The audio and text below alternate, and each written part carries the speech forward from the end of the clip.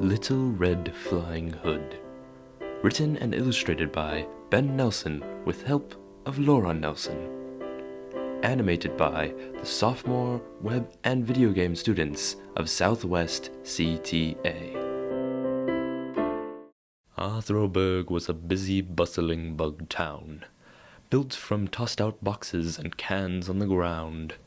Broken old toys, cottons, and lost wedding rings, remade into shops, restaurants, houses, and things. On the edge of this town, a little house stood, the home of a housefly named Red Flying Hood. Red was friendly and smart, and everyone knew. She once fixed the tail of a mouse with some glue. A caterpillar's kite she fixed with some tape, and lifted a bug up a vine for a grape. Red was helpful and cheerful, gentle and kind, but her memories got mixed up inside of her mind. She left lunch at home and her red hood at school, and she never remembered a towel for the pool. Red's best friends lived down the street, not far away.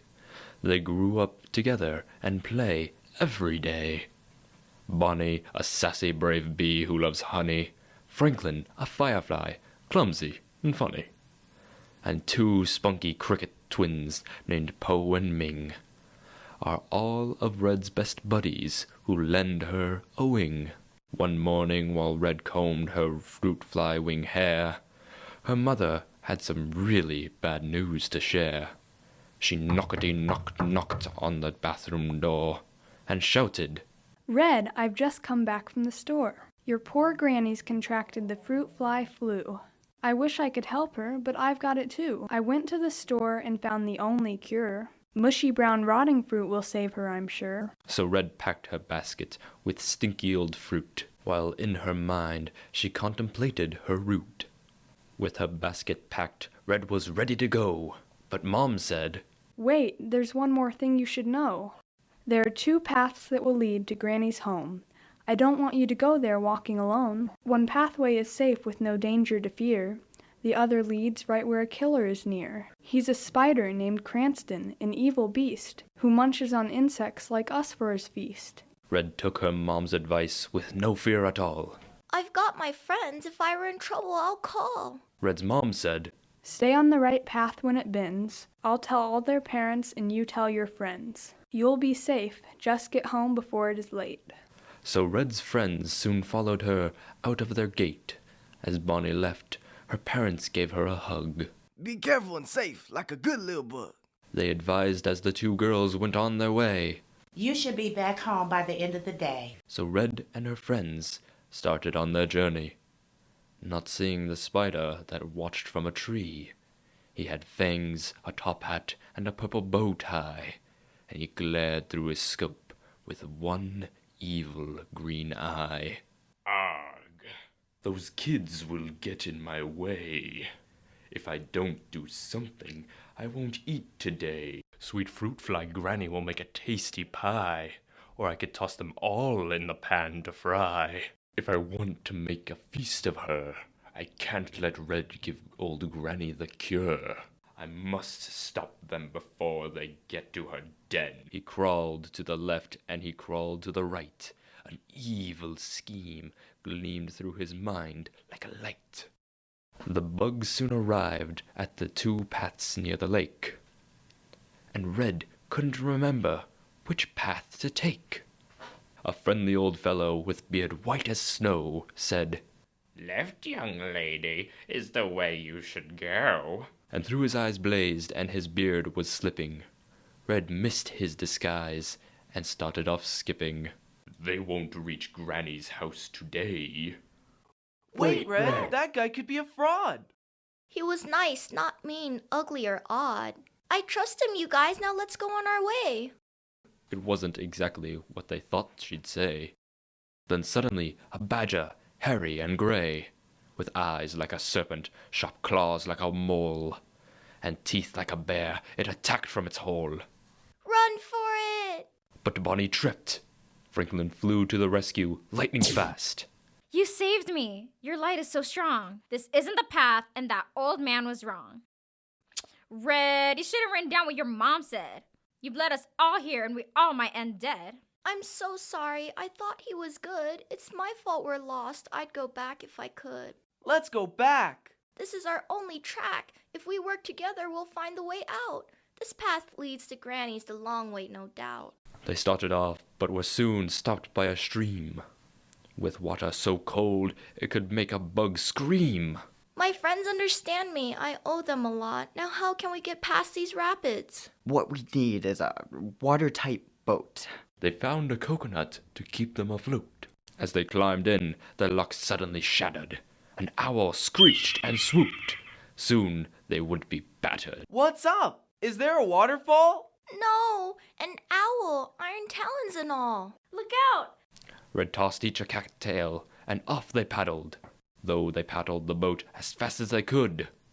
Franklin knew one way to stop the owl for good. She screeched and squalled as Franklin used his bright light. A spark at the owl, and he damaged her sight. The band of bugs cheered for their brave little friend. Without Franklin, their quest would be at an end. Brains over muscle, that's the best way. Smart guys like you, Franklin, will keep us ahead. It was my duty. After that, all the bugs continued their ride. Land ho! Look, we're finally there. Then a big drop of water fell from the air. Splat! A wet bomb landed next to Poe and Ming. Franklin dodged a drop that could damage his wing. Red trudged just a few paces into a bush, when her eyes bugged out and her mind turned to mush.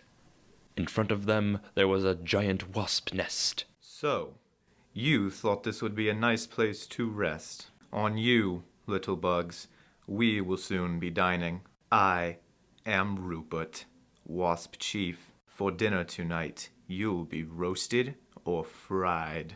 He flew at Red, and she leaped out of the way. Her friends scattered, and the wasps buzzed in the fray. They heard Rupert let out a screech, then a groan. He missed Red, and instead hit his head on a stone. The wasps swarmed round their wounded chief on the ground, and then the little bugs flittered away without a sound. They all looked at each other and smiled with pride. We may be small, but we've got smarts on our side. Those stingers are pretty dumb.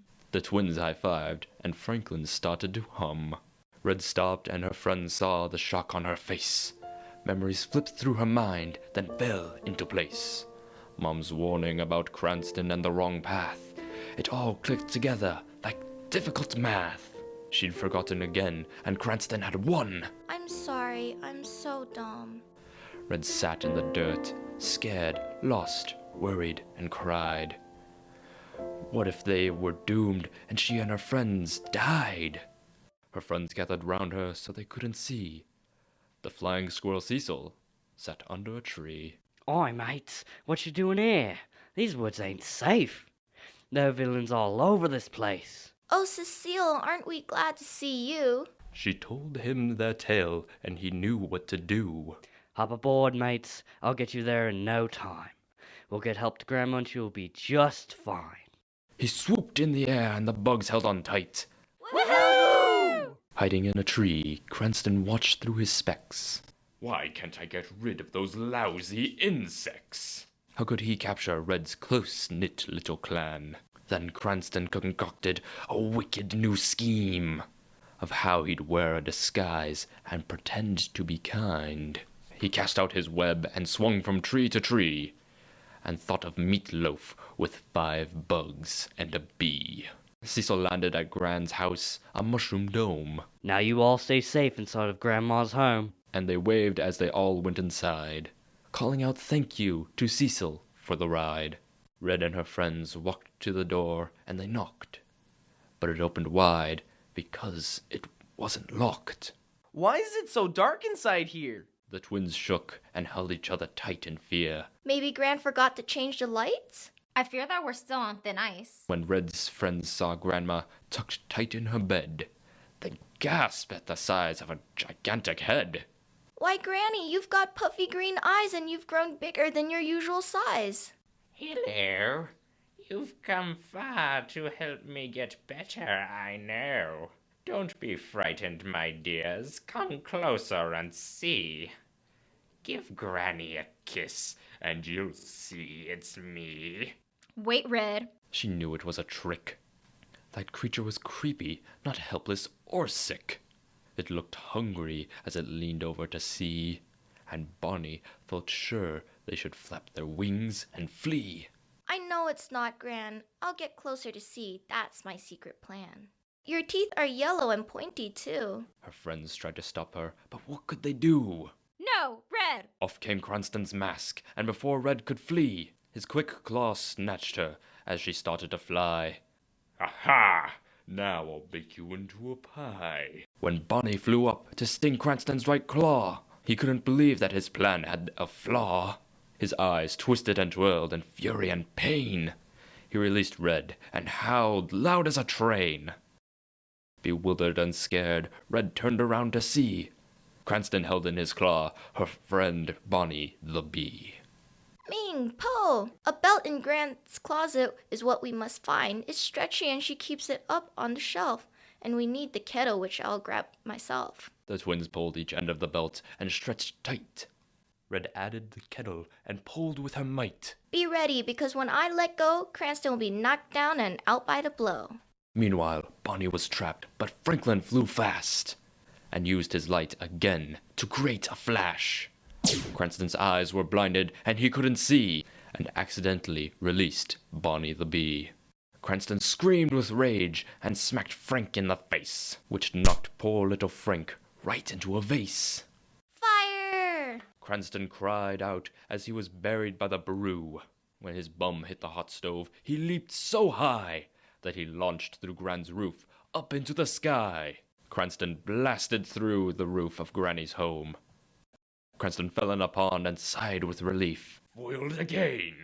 When he heard a noise that filled spiders with dread, a big, hungry bullfrog raised his head. Cranston yelped, but hope to escape was too late. He became dinner on the big bullfrog's plate. The only thing left was his green velvet hat, for no bullfrog would ever want to eat that. Bonnie found Red's Gran in a closet wrapped tight. Red saw her and cried out. Gran, are you all right? With webs stuck to her mouth, Gran mumbled. Mine, mine. So the girls unwrapped the sticky spider's twine.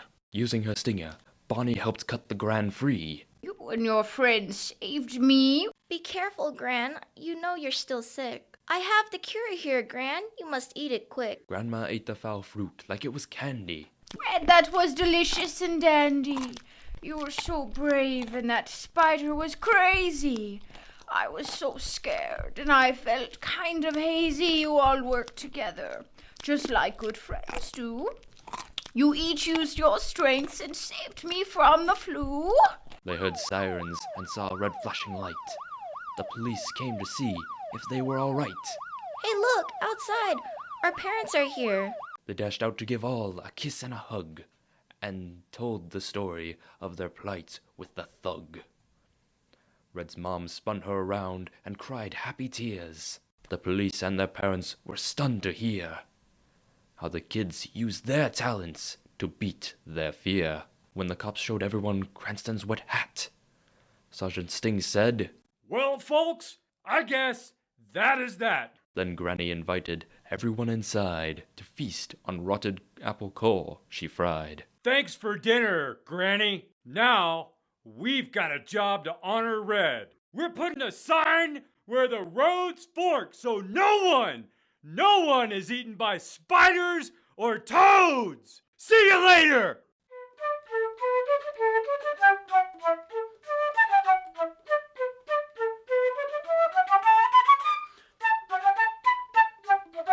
Let's go home. Mom, it's been a long day.